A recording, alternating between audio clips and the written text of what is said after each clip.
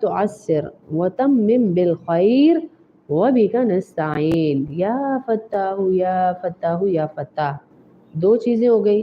اور تیسری سورۃ النساء کی آیت نمبر 114 ہے، وَعَلَّمَكَ مَا لَمْ تَكُنْ تَعْلَمْ وَكَانَ فَضْلُ اللَّهِ عَلَيْكَ عَظِيمًا.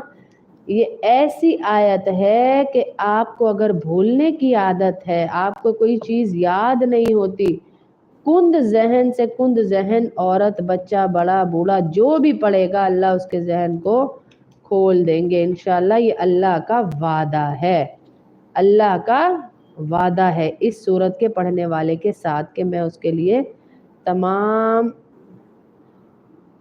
چیزوں کو کھول دوں گا. اور دوسری چیز یہ کہ جن کو بھولنے کی بیماری ہوتی ہے اس کو بھی اللہ ختم کر دیں گے. پھر اللہ رب العزت نے کہا اپنے علم میں سے علم عطا کروں گا، اپنے حلم میں سے حلم عطا کروں گا،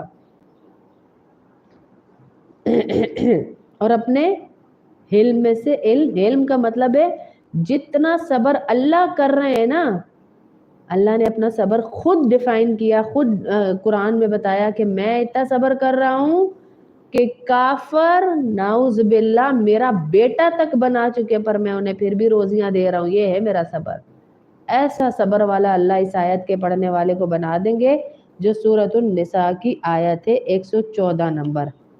وَعَلَّمَكَ مَا لَمْ تَكُنْ تَعْلَمْ وَكَانَ فَضْلُ اللَّهِ عَلَيْكَ عَظِيمًا. اس آیت میں جو راز چھپے ہوئے ہیں، جو اللہ کی مدد آپ کے لیے آنی ہے، آپ کی سوچ بھی وہاں تک آپ کو نہیں پہنچا سکتی انشاءاللہ.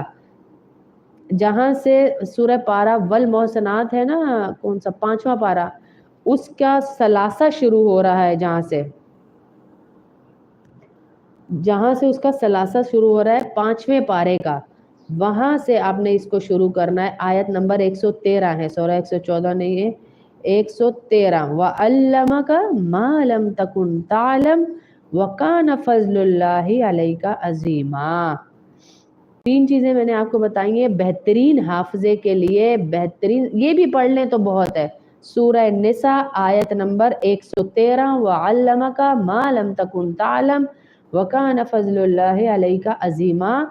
یہ آیت 11 دفعہ، اول آخر 11 ہی دفعہ درود شریف پڑھ کے بچے پہ دم کرتی رہیں، اور ہر نماز کے بعد، اگر 11 دفعہ نہیں بھی ہوتا تو ہر نماز کے بعد 1 دفعہ پڑھ کر اپنے بچے کو تصور میں لا کر بھی اس کا چہرہ سامنے نہیں بھی ہے تو دم کر دیں، اور پانی کی گلاس پہ دم کر کے پلا دیں تو اللہ اس کے سینے کو کھول دیں گے، اس کے دماغ کو کھول دیں گے.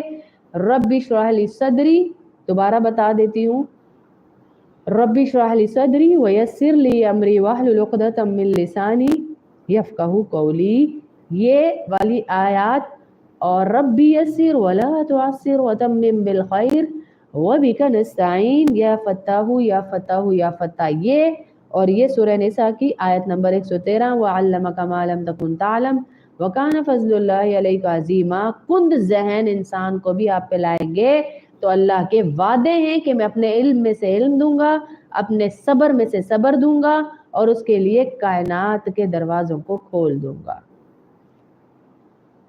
انشاءاللہ. یہ آپ پڑھیں تو اللہ پاک خیر کریں گے. جو بھی بہنیں پڑھتی ہیں، حفظ کر رہی ہیں، یا کسی دعا کو بھی یاد کرتی ہیں، اگر ان سے کوئی دعا بھی نہیں یاد ہوتی، یعنی اکثر کوشش کرتی ہیں ہماری بہنیں کہ دعائیں یاد ہوں لیکن نہیں ہوتی، تو وہ بھی پڑھ سکتی ہیں اس کو انشاءاللہ.